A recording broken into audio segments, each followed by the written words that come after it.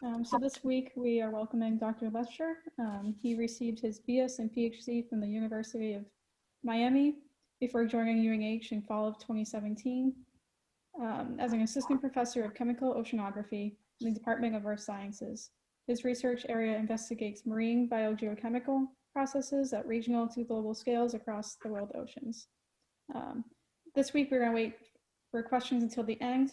So once you reach the end of the talk, you can either raise your hand and unmute yourself, or you can also use the Q&A box. That is what we've been doing the past few weeks as well. So with that, I'll hand it over.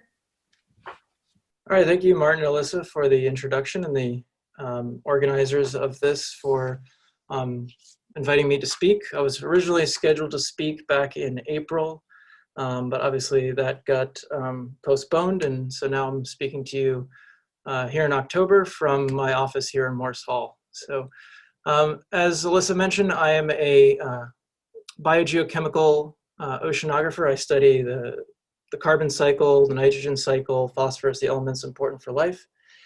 And I've titled my talk for today, Non-Redfield Marine Elemental Stoichiometry, Its Manifestations and Why It Matters. And so if you've ever taken an introductory oceanography class, which I'm assuming is most people in this audience, you probably learned about the Redfield ratio, and today I'm going to be talking about breaking the Redfield ratio. If you read the abstract to my the advertisement for my talk, I posed this question: are the oceans turning into deserts? And so I've got an image here of a desert landscape on land. We know these ecosystems are hot, dry, arid, low nutrient turnover, low nutrient input, so low biological productivity. We have corollary ecosystems in the ocean, found in the ocean in the subtropical latitudes from maybe 20 to 35 degrees north and south latitude. And I'm showing here some predictions from the most recent coupled model intercomparison project, phase 5 or CMIP5. This is where all of the Earth system models, all of the models that go into the IPCC report, every couple of years we get together and compare all of the model outputs, the forecasts for, in this example here for the 21st century. So here we're looking at sea surface temperature change from the last CMIP5, which was published in 2013. And we see these increasing sea surface ocean temperatures, right? 1, 2, 3, 4 degrees Celsius. This is well known, right? We warm the surface of the Earth, we warm the oceans. And if we look here, these are all of these little wiggles here are a number of different Earth system model predictions for the global net primary productivity. This is in percent change in years going out to year 2100. And you see this, most of these models predict a decline in net primary productivity. So this is the total amount of autotrophic production in the oceans. And so this is predicted 10–12% decline in net marine NPP. I'll refer to it a lot as marine NPP. This is the global prediction, and then here's the spatial variability of that decline. And so you can see large regions of the ocean are predicted to have decreasing marine net primary productivity. And so we have warm temperatures like like deserts. We have low biological productivity because of what I'll explain in a moment. This warming of the sea surface is predicted to decrease the nutrient flux into the surface ocean. So this is the main thing that controls biological productivity in the ocean today is the nutrient input. So we can look at marine MPP. We can also look at these model predictions for the ocean's biological carbon pump. So this is the ability of the ocean to, or the biology in the ocean to produce organic matter. When that organic matter dies, that material sinks to the bottom of the ocean, and now more CO2 can be drawn in from the atmosphere. So we know this process is really important for the ocean's role as a sink in the global climate system for atmospheric CO2, where it takes up about 2.5 petagrams of CO2 from the atmosphere every year. And this biological pump is presently about 10 petagrams of carbon per year. So this net flux of organic material from the surface ocean into the deep.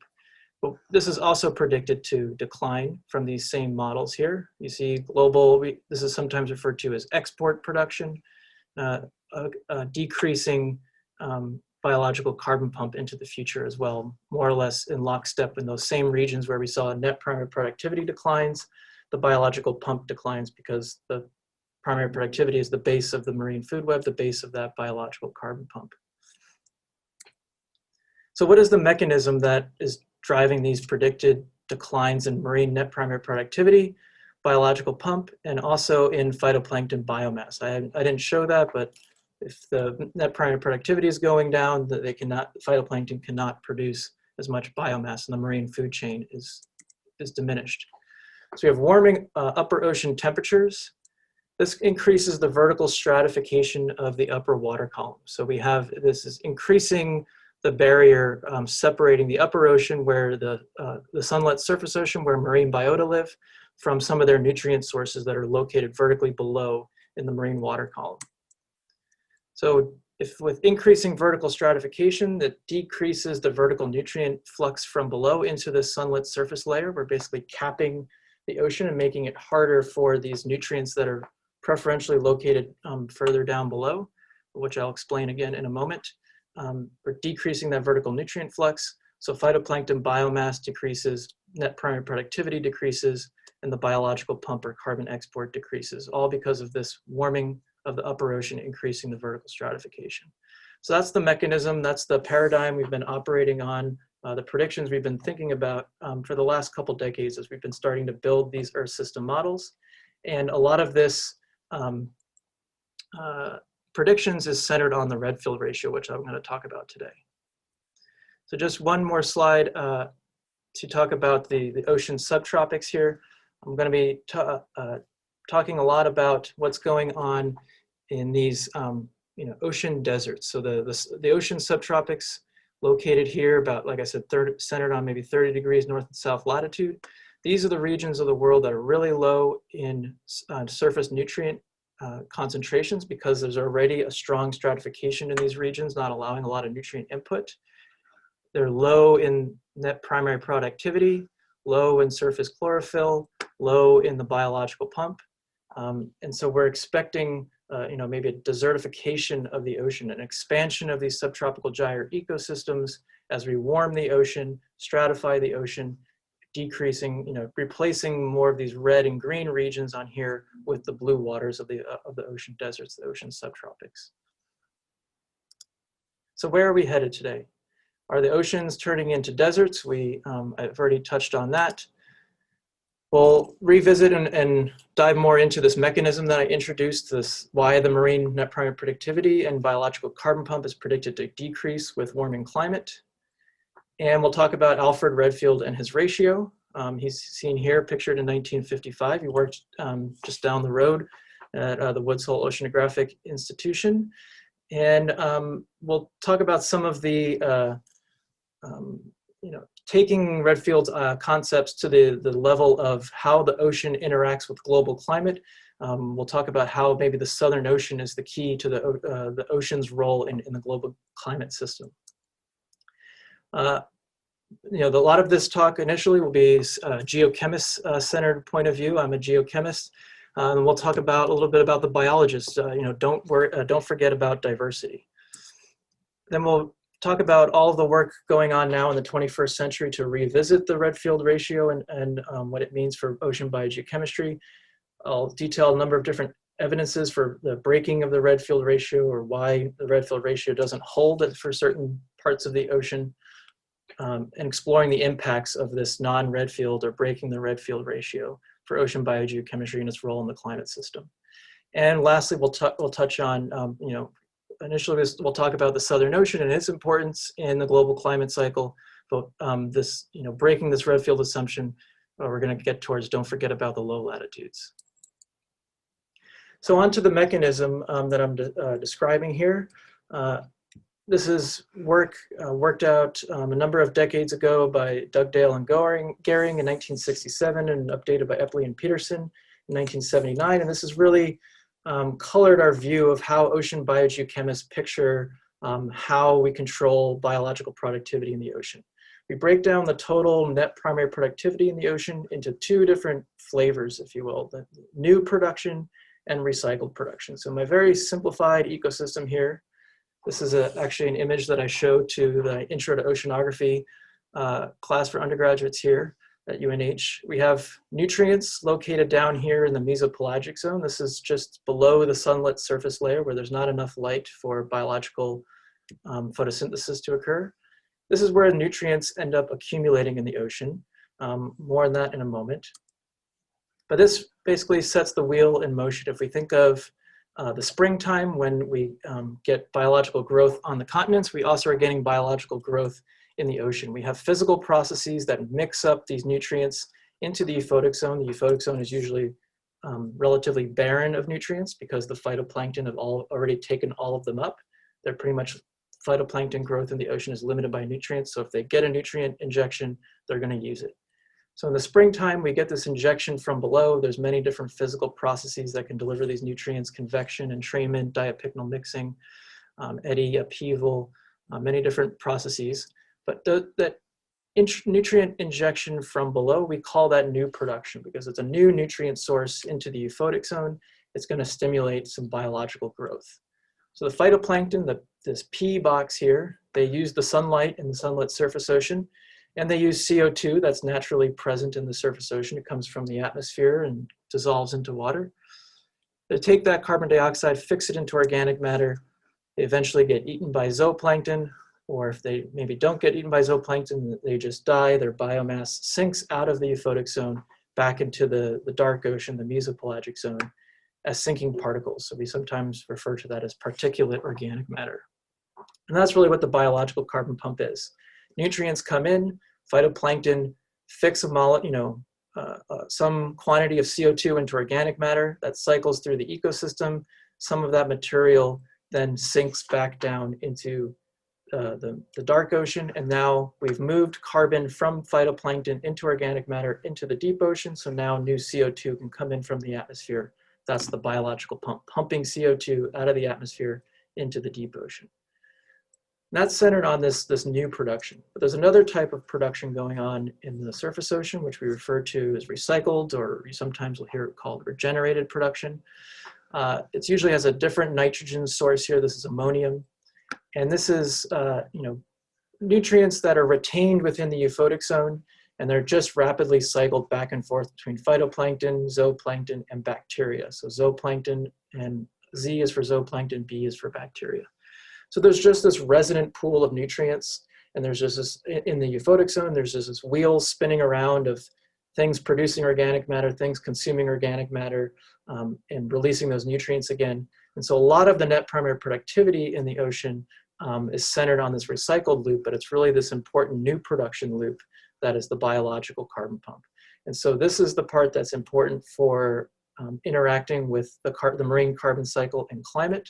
And so a lot of biogeochemists are really interested in quantifying, new production or export production, the biological carbon pump. And so it's this vertical, we really think it's this vertical mechanism that brings up nutrients from below. So in a climate change scenario, this is the temperature here. This is the growth of the seasonal thermocline. You can see here the temperature as a function of depth over many different months. In the summertime, we have a strong stratification, separation of the surface layer from these waters deeper down below where the nutrients are, and that gets broken in the winter. So in the winter is when we can mix these nutrients up into the euphotic zone, and as we get towards a more stratified system, there's a barrier to that nutrient exchange. And so the climate change scenario is moving us more towards the stratified system where we're decreasing the nutrient flux into the euphotic zone. So the mechanism is this stratification, decreasing the vertical nutrient flux. So where does Redfield come in? If you remember the Redfield ratio, you might remember these numbers: 106 for carbon, 16 for nitrogen, 1 for phosphorus, 138 for oxygen. They come from the photosynthesis and respiration reactions, the two most important redox reactions in the ocean. We have, you remember from maybe a high school biology class, photosynthesis takes CO2 and water, produces carbohydrates, which I abbreviate here CH2O, and evolves oxygen. But really it's more complicated than that. this is carried out by phytoplankton. Phytoplankton require nitrogen for proteins. They require phosphorus for their nucleic acids. So the major nutrients are nitrogen and phosphorus. And so what Redfield worked out and what his novel observations were almost a century ago was that no matter where you go, or as you look at the ocean on a global scale, it seems that on average, marine biomass, they take 106 moles of CO2 or 106 molecules of CO2, 16 moles of nitrate, 1 mole of phosphorus, and they create biomass with this same stoichiometry. So stoichiometry is just a chemistry way to talk about ratios or proportions. So, and then respiration is just the flip side of this coin. And so Redfield's ratio, Redfield's observation is that these equations, photosynthesis, respiration, these biochemical reactions that are occurring in the ocean have this almost constant stoichiometry, constant relationship of 106 moles of carbon for every 16 moles of nitrogen for 1 mole of phosphorus, and then oxygen, right? So oxygen's involved in these reactions. So how did he come up with these numbers? I like to think of the Redfield ratio as a global ocean bioactive element currency converter. That's one of the end results of all of this is that no matter where you go in the ocean, you know you're going to find a plankton, or if you think about the ocean on an overall broad scale and think about all the phytoplankton that are there in the ocean, and you measure their carbon content, you measure their nitrogen content, you measure their phosphorus content, it's going to parse out as this 106 to 16 to 1. So he compiled a whole bunch of biomass observations, measured their carbon, nitrogen, phosphorus content, and he found this 106, 16 to 1. And then you'll see here, this is oxygen, 276, but I showed O2 before, so you have to divide this by 2. Then he looked at the changes in seawater. So then he went and looked at, okay, back in this equation here, if we back up here, they're taking up nitrate and phosphate to put it into biomass. So what if we look at nitrate and phosphate concentrations throughout the world ocean and put them on one graph? And so he plotted the N to P ratio here, the nitrate to phosphate ratio. And he found that for every change, the slope of this line here is, 16 to 1 or 15 to 1. There's very much a close correspondency here between the C to N to P ratio or stoichiometry in plankton and the C to N to P ratio in the nutrients that are available in seawater. And it's also, there's actually more carbon available in seawater. And so this is why we usually think of phytoplankton as being limited in nitrogen or phosphorus, but not being limited by carbon. There's definitely excess carbon relative to what they put into their biomass, but they seem to be, there's this maybe a limitation by N and P in the ocean. And so they use up everything that is available to them. And so it led him, this is, these initial observations are from 1934. This is later on in his career, 1958. The biological control of chemical factors in the environment. It is a recognized principle of ecology that the interactions of organisms and environment are reciprocal. The environment not only determines the conditions under which life exists, but the organisms influence the conditions prevailing in their environment. And so if you've ever heard about the Gaia hypothesis, James Lovelock from a number of decades ago, that the Earth, that the physical climate and the biological entities on Earth are one kind of superorganism that are feeding back on each other and allowing for the climate to never get completely out of whack in one direction or another. That Lovelock's Gaia hypothesis was heavily influenced by Redfield's work here, that's showing that the ocean, the marine biology is very much in sync with the environment that they are bathed in, the nutrient concentrations of the ocean. So why is this ratio important? It's basically all of ocean biogeochemistry since Redfield's time has colored all of our interpretations of the carbon cycle, the nitrogen cycle, the phosphorus cycle, the oxygen cycle in the ocean.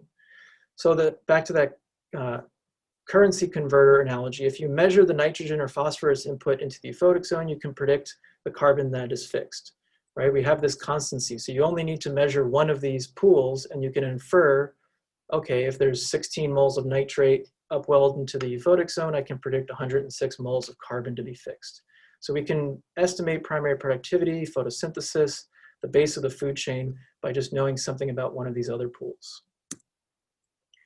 And if we know the N to P ratio of the nutrient supply, we can predict which one of these nutrients limits primary productivity. So if one of these nutrients is, if the ratio of these two nutrients are in a different abundance than the 16:1, then we know that phosphorus is limiting. And if they're in the opposite ratio to one another, we know that nitrogen is limiting. So we can use it to understand a nutrient limitation of biological growth in the ocean. And we can try and infer past conditions or future projections of the Earth's carbon cycle, its climate, and the ecosystems. If we just know something about one pool, we can infer about all of the other pools. And so I'm going to go down this this relationship with global climate for a moment, and how this concept of the Redfield ratio and taking it to its intellectual ends has colored how we understand the marine carbon cycle's role in the global climate system. So I'm showing here an image that I showed at the beginning today of the surface water nitrate concentration. So this is one of those major nutrients, the nitrate concentration. And you know, I said that it limits biological growth. So over most of the ocean, we have very low nitrate concentrations. But we have these higher nutrient concentrations in certain regions of the surface ocean, most notably here down in the Southern Ocean. This actually puzzled marine biogeochemists for a number of decades until about the 1980s, when we began to make measurements of iron and realizing that iron is maybe the third nutrient that's really important for biological growth in the ocean. So there's nitrogen, there's phosphorus, and now there's iron. And so what's missing in these regions where we have unused nutrients in the surface ocean is that they're also limited by the introduction of iron. And so what this really represents is an inefficiency in the biological pump in the ocean. There's all of these unused nutrients in the sunlit surface layer that biology is not using. And so, you know, if we think about this on a global climate type of situation where we know that the ocean takes up CO2 from the atmosphere, it's a sink of CO2 from the atmosphere. If we could just utilize these nutrients, the ocean would become much more, we would stimulate the biological pump, we would pump more CO2 into the deep ocean. And so maybe what the difference is between an interglacial climate that we experience right now and a glacial climate where we know we have to take CO2 out of the atmosphere, you know, decrease that greenhouse gas forcing and put the CO2 somewhere. Maybe we just stimulate the biological pump, maybe alleviate the iron limitation, we can pump more CO2 into the deep ocean, and then maybe when that iron limitation returns, less CO2 can be pumped into the deep ocean, and that can maybe drive these glacial, interglacial cycles. And so there's this very influential paper that elegantly talked about the importance of the Southern Ocean here. This is from the mid-'80s here, 1984, Jorge Sarmiento and Robbie Tagweiler, a new model for the role of the oceans in determining atmospheric CO2. And so they were talking about the recent ice core measurements from Antarctica showing this 70 ppm, this is the concentration of CO2 in the atmosphere, the difference between an interglacial climate and a glacial climate, trying to explain this. We know that the ocean atmosphere exchanges CO2, so the ocean is one of the logical places to look for where CO2 could be temporarily stored during a glacial climate. And they say here we present an ocean atmosphere model in which the changes in productivity of high latitude surface waters and or the thermal haline circulation rate can lead to substantial changes in atmospheric partial pressure of CO2. So they think a major contribution to the low PCO2 of the last ice age may have been an increase in the net high latitude productivity. So they're talking about here this Southern Ocean being the key. So this model back in 1984 was just using Redfield stoichiometry. And if you just use more nutrients, it's very simple that if we use, for every 1 extra mole of nitrate that we draw down in the Southern Ocean, we're going to pump an extra 106 moles of carbon into the deep ocean. So if you start to eliminate this pool, you really are starting to pump more carbon into the deep ocean. And so the Redfield ratio, because of this constancy of the nutrient to carbon ratio, you just look for the nutrients. Wherever the nutrients are not being utilized, if we utilize those, we can change global climate, maybe. And so the Redfield ratio suggests that the Southern Ocean is the key to understanding the ocean biological carbon pump's role in this carbon climate system.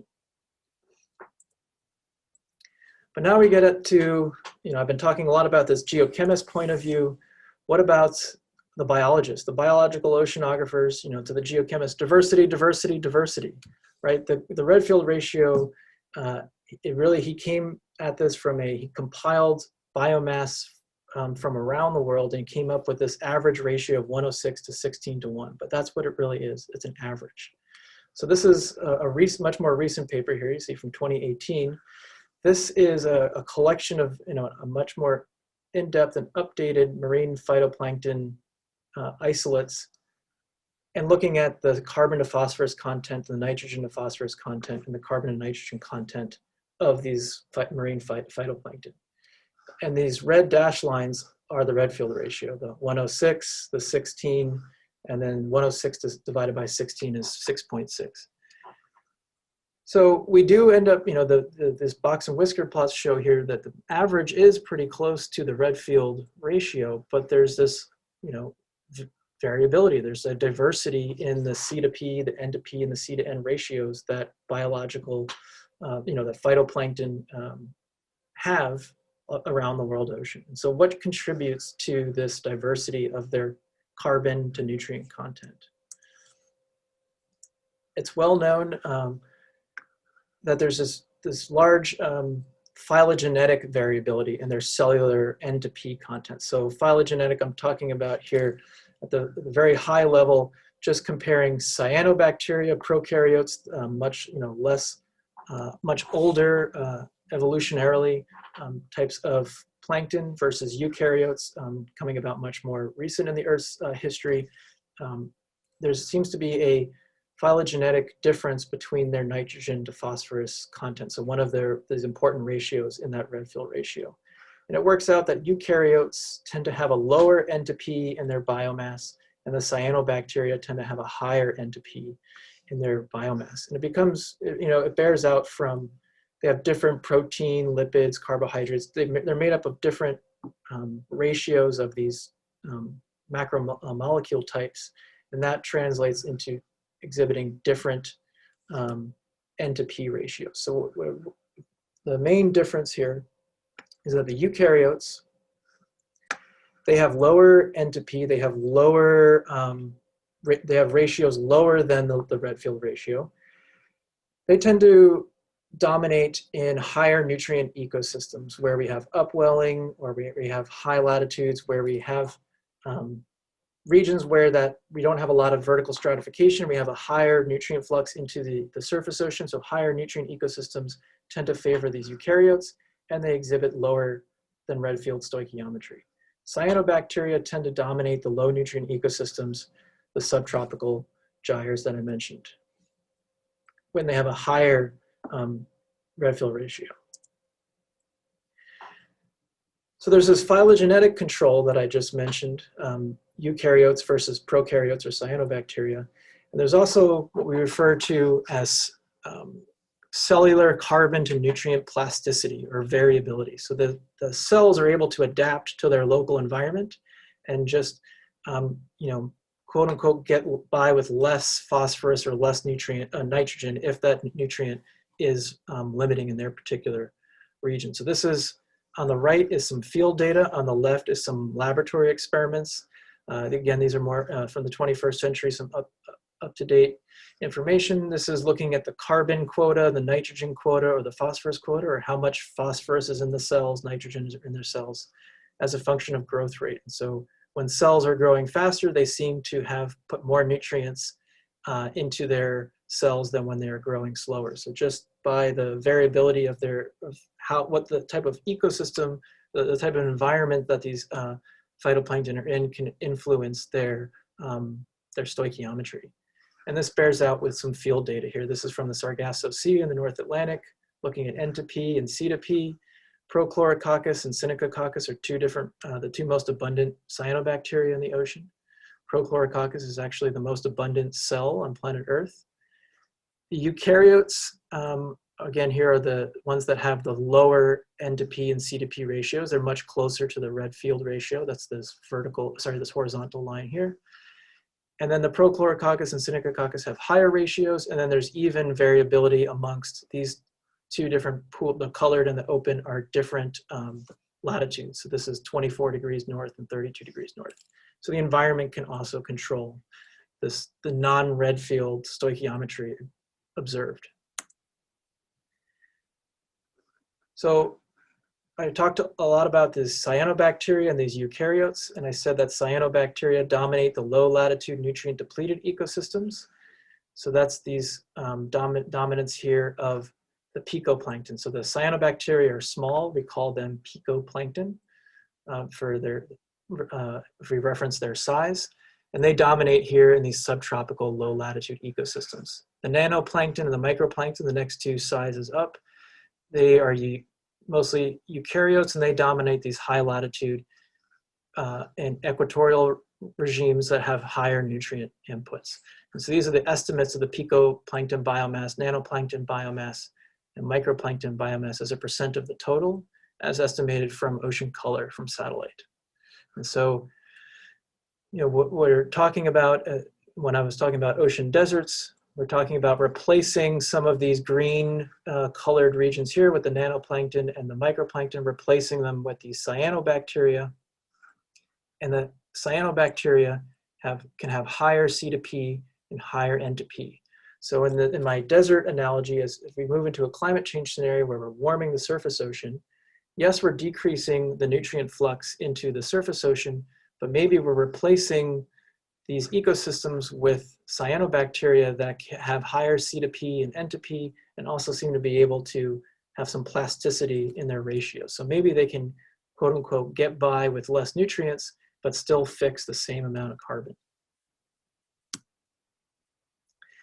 So I introduced all of this diversity. So then what is the Redfield ratio? You know, how did we come up with this constancy of 106 to 16 to 1 for carbon to nitrogen to phosphorus?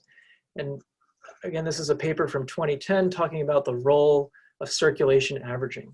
So maybe there's these, you know, cyanobacteria that dominate in the subtropics, the nanoplankton, and microplankton, the diatoms, the eukaryotes that dominate in the higher nutrient regions, or say the high latitudes.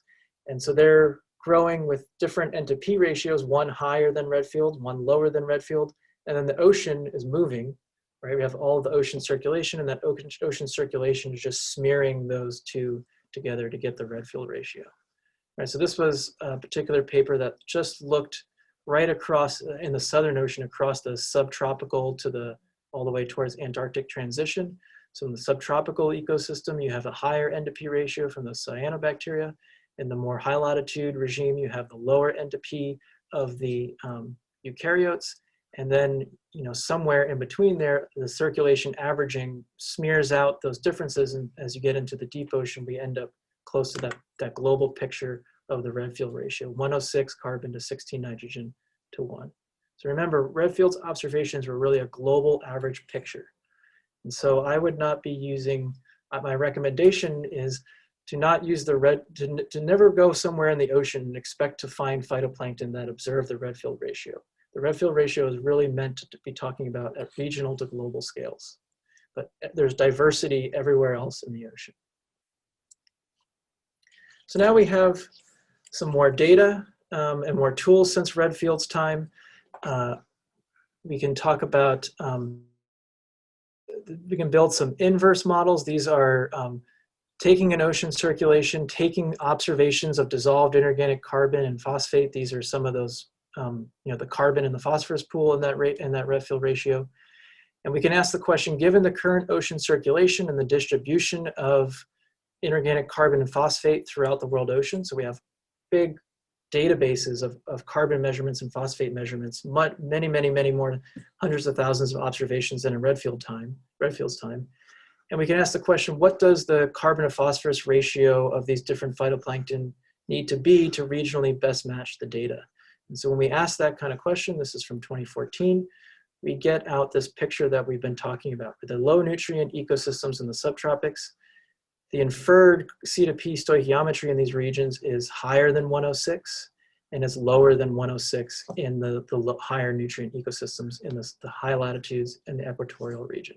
So some of our observational data now is starting to bear out this observation. This was done with carbon and phosphorus. There was a companion paper at the same time in the same journal, doing this for oxygen and phosphorus, finding a very similar picture. The subtropics have a higher Redfield, oxygen phosphorus higher than Redfield, and at Redfield are lower than Redfield in the high latitude in the high nutrient ecosystems. Okay, so why is non-Redfield stoichiometry important? Right now we have these range on these numbers. So phytoplankton can adapt to the changing reduced nutrient inputs. So community shift, we can maybe have a community shift to a high C to P cyanobacteria in a climate change scenario. And cellular plasticity, maybe they can just get by with less nutrients. So even if we decrease the nutrient flux, maybe the phytoplankton can get by with less. So maybe marine MPP and carbon export, the biological pump, may be resilient to nutrient input production. So maybe that thing I introduced at the very beginning of my talk, the mechanism that we decrease the vertical nutrient input, the marine ecosystems are in peril, right? Marine MPP is decreasing, the biological pump is decreasing. That's a positive feedback to climate change because the ocean will soak up less and less CO2 out of the atmosphere. But maybe because of non-Redfield stoichiometry, maybe ocean biogeochemistry is resilient to that forcing, right? So the ocean is a sink for 30% of atmospheric CO2, sustained mostly by this biological pump. So maybe this biological pump will be resilient to this forcing. And it's important here, I bring back this image of the predictions of export production as a function of time here into the 21st century. And you'll see there's this black and red line here that predict the lowest decline.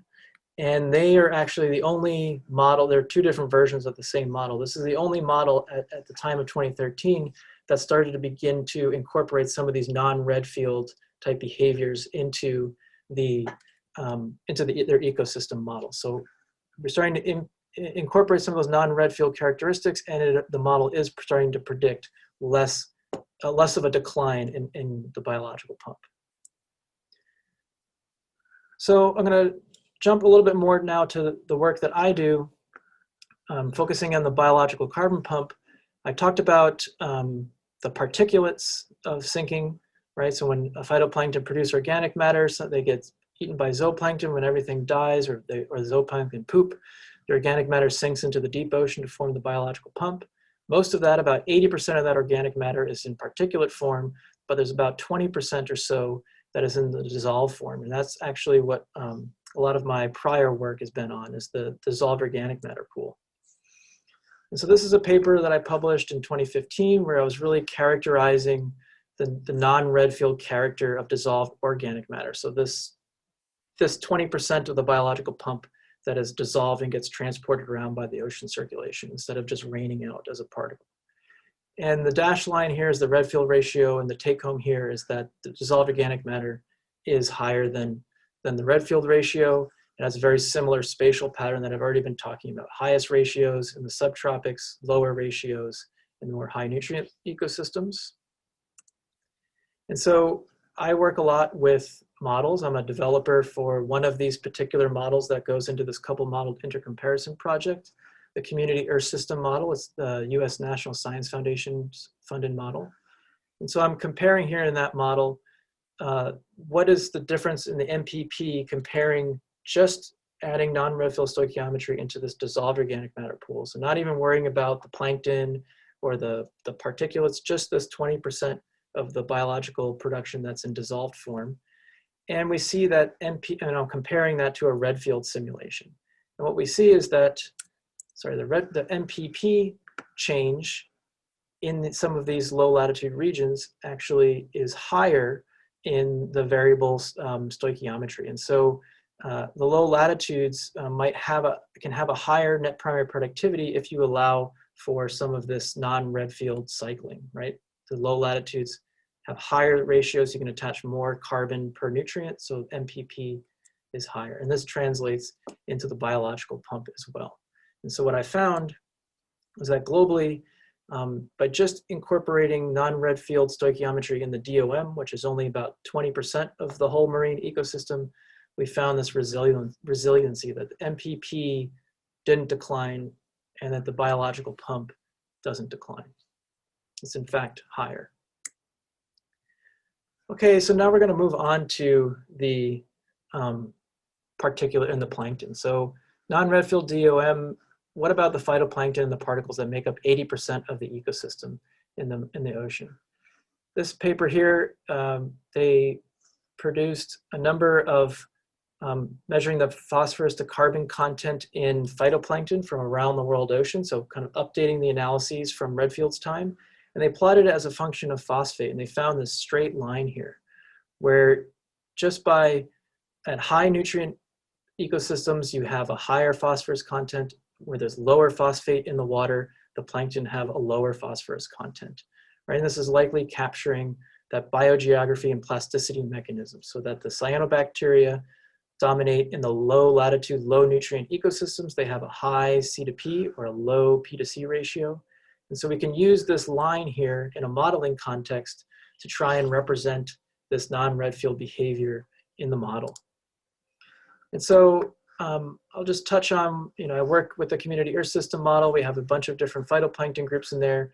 Basically, I'm giving them different minimum and maximum carbon to phosphate ratio so they can have this plasticity in their growth. And so I really just want to jump into some of these results. So this is the results from my model simulation. This is representative of the years 1980 to 2009, so kind of the present day. And this is, I'm showing here the carbon to phosphorus ratios in these different phytoplankton groups. Prochlorococcus, Synechococcus are the cyanobacteria. The rest of these are all different types of eukaryotes. And we see these higher C to P ratios in the cyanobacteria than in the eukaryotes. And we see them higher in these low nutrient subtropical ecosystems than elsewhere. So we're representing those mechanisms that I've talked about and the diversity of marine plankton.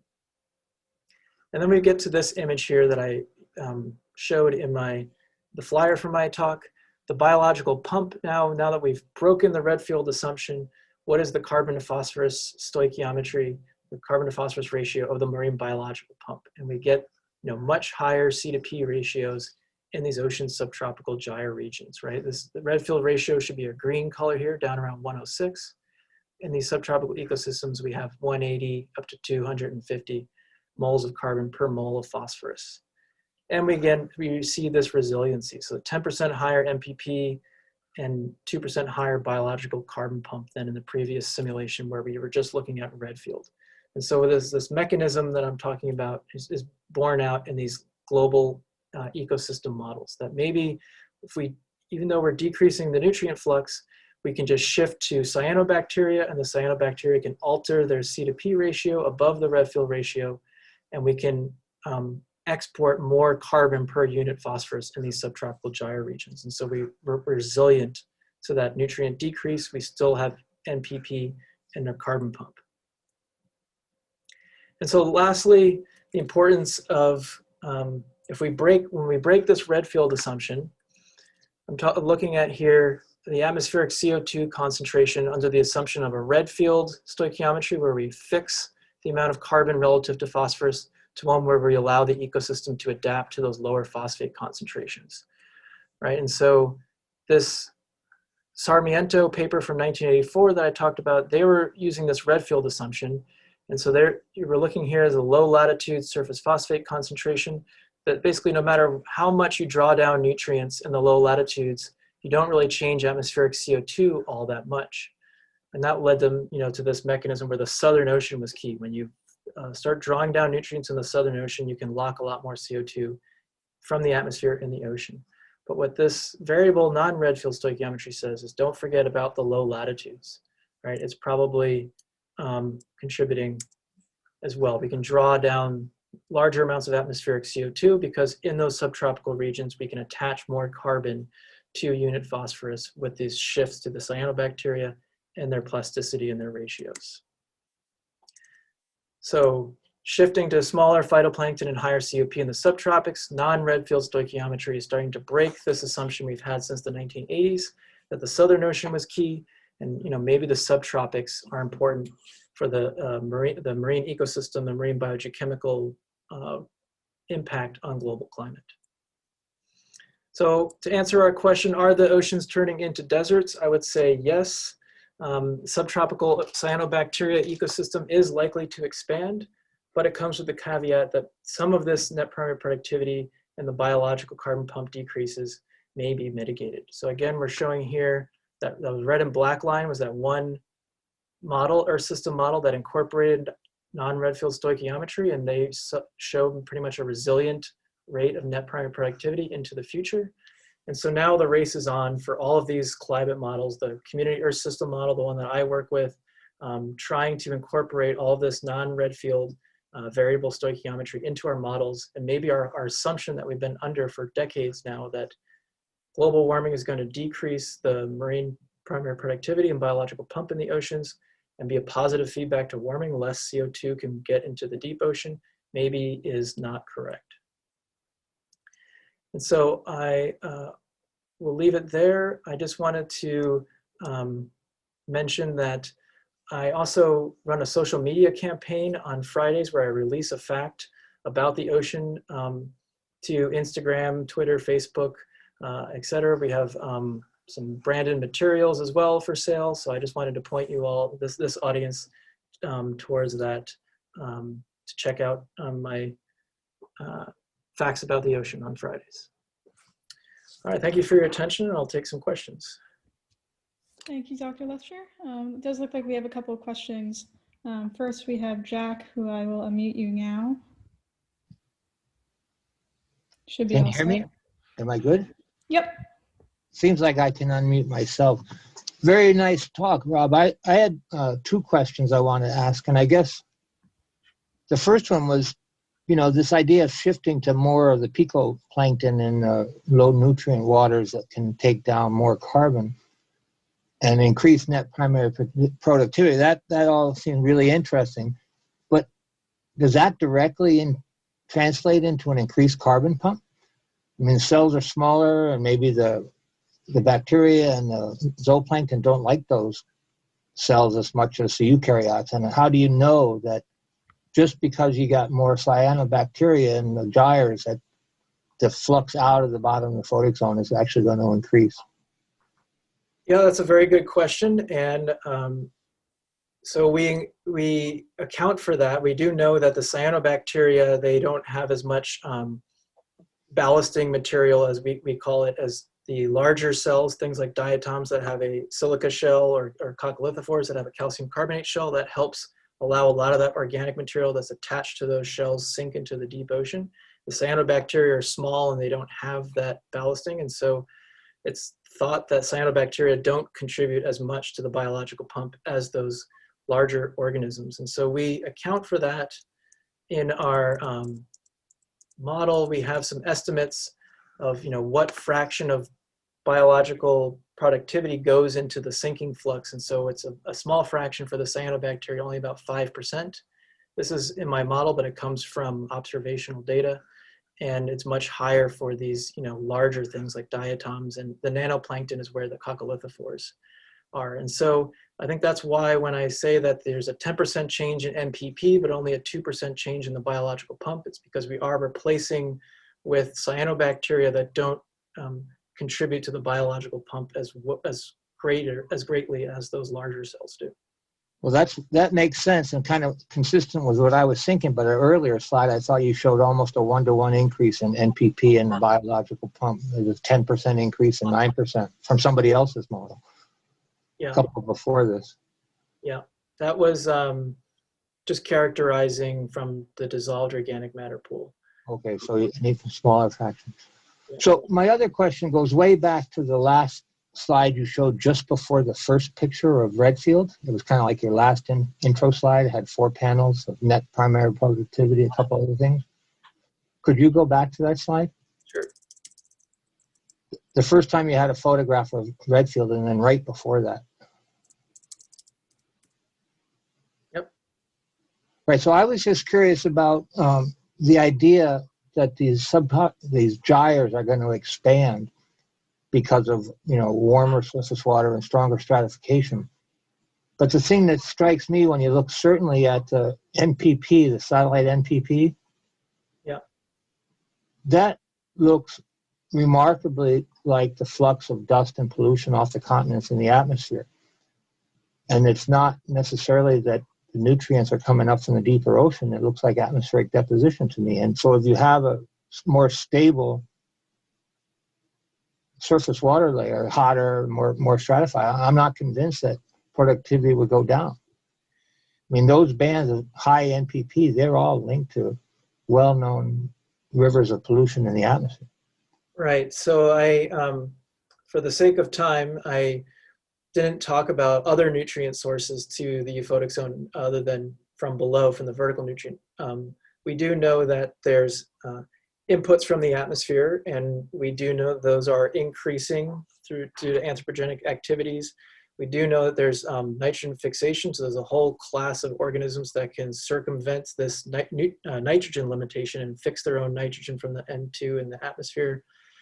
We also know the ocean is more complicated than just we don't have a 1D ocean, we have a three-dimensional ocean circulation, so nutrients can come in laterally from these higher nutrient systems into the low latitudes. And so we do know that there's other sources other than the vertical nutrient input. And there's a little less knowledge so far or about how those things might change into the future. I mean, the atmosphere one, we are modeling, trying to capture increasing fluxes from the atmosphere. But to my knowledge, the nutrients that come in from the atmosphere, that come in from the dust, they account for a relatively small percentage of global net primary productivity, something around 2-3%. I think is the number that we usually think about as for in a global sense. Obviously, it could be more regionally. But still, we think that maybe 70% of the nutrient flux sustaining biological productivity comes from below, from the vertical nutrient input. But there are a lot of other processes contributing. It's pretty striking. I mean, you should look at some global models of pollution export from Asia and North America and smoke from the big fires. I mean, it looks exactly like this satellite NPP picture. Yeah. Anyway. Thanks, Jack. Looks like we have another question here from Tom Weber. He asks, he says, great talk. Has the climate-driven community shifting bacteria in the subtropical gyres been observed? And if so, are the populations behaving as predicted by your modeling? Yeah, so that brings up the importance of time series, right? So we really, in order to be able to answer that type of question, we need to have places where we really are measuring something over time for many different decades to get at, do we see cyanobacteria starting to invade or become more part of the community in these, as we go poleward out from the subtropics. And we don't really have a lot of long-standing time series to try and answer that question. We do have time series at the Station Aloha north of Oahu and the Bat Station south of Bermuda. So they're already in the subtropical gyres, and so they're already in those cyanobacteria-dominated ecosystems, and they are measuring, the phytoplankton community. And I'm not fully up on that literature to know if they're documenting maybe an increase in the cyanobacteria dominance to try and look at that. The other thing that you could do is to, from satellite observables, we do have an estimate I showed of the picoplankton, the nanoplankton, and the microplankton biomass. So we could begin to look at that and see if the cyanobacteria region, the picoplankton regions are increasing with time. It comes with the caveat that there's a lot of, to get those estimates of picoplankton, there are a lot of different, it's a very much a model output. Even though it's a satellite observable of ocean color, there's a whole model to get to picoplankton. And so with each different satellite of ocean color that we put in the sky, they have different bands that they're looking at, different wavelengths. And so there hasn't been there needs to be more of a cross calibration so that we can compare picoplankton abundances across satellite missions so that we can start looking at longer time records. So a lot of our records are limited by 10 years because that's the lifetime of the satellite, and then we move on to a different satellite, and there's not as much of a cross calibration to get the full record across, the first ocean color satellites were put up in the 1980s.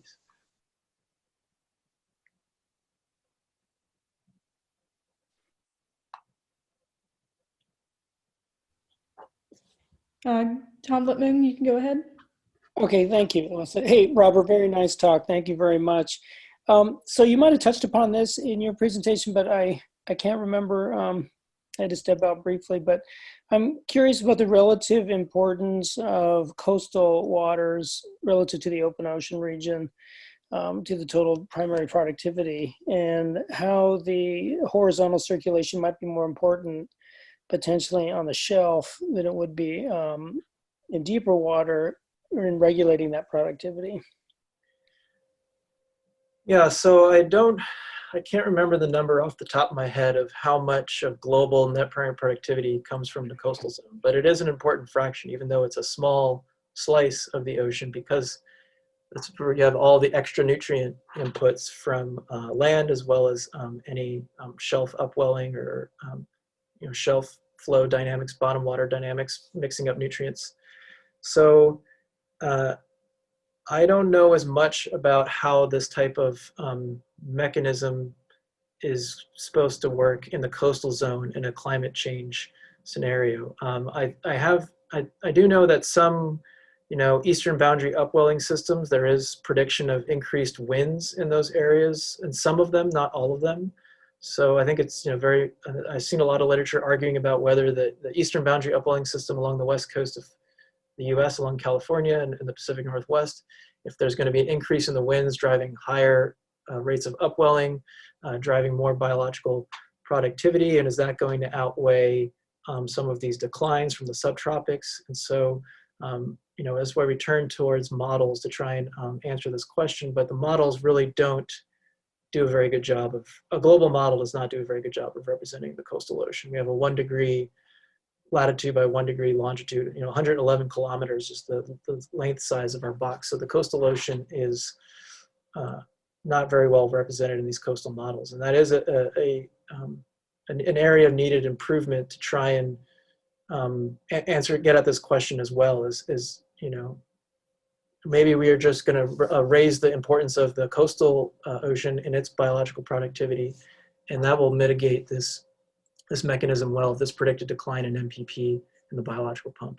And so the next class of models is doing just that. We're trying to move away from 1 degree towards 1/10 of a degree.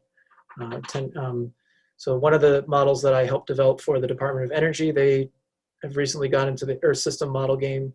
So NOAA has one, NSF has one, so DOE says we want to have one. And their ocean model is going to be 1/10 of a degree.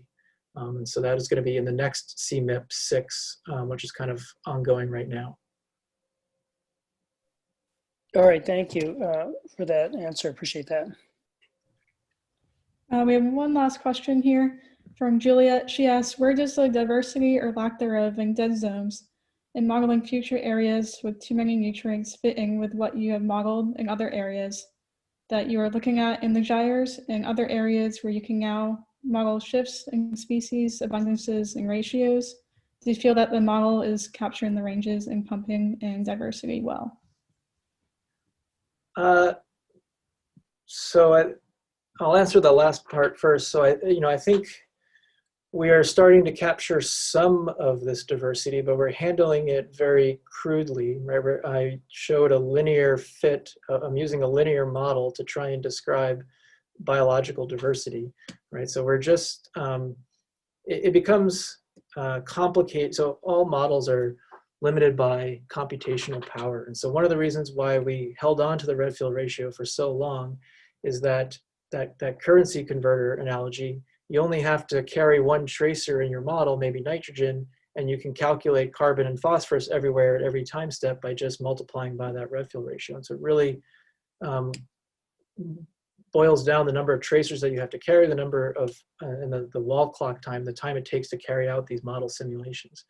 And so we're trying to represent more and more diversity as we get more and more computing power, but we still don't have enough computing power to represent a cell at, and all of the things that go on in that cell to, the biochemical reactions that are going on that cell that are going to dictate those, the C to N to P stoichiometry that those cells observe. So we're working towards trying to better represent, and at least try and capture at a broad scale, these cyanobacteria in the low latitudes, eukaryotes in the higher latitudes, but we're still far from the level of being able to go into the Gulf of Mexico and a dead zone, as was brought up, and being able to pinpoint, we had a big increase of cyanobacteria and that drove down, increased respiration and created a dead zone, or it was a consumption of diatoms, or so there's more, I'm talking about global models. There's more regional models that you can build to be more specific to certain regions of the ocean, but at the global scale, we're just trying to capture these broad patterns of higher N to P cyanobacteria and lower N to P eukaryotes in broad strokes. Thank you, Dr. Letscher. And thank you everyone for coming this week. Hope everyone has a good weekend, and we'll see you next week. All right, thank you all.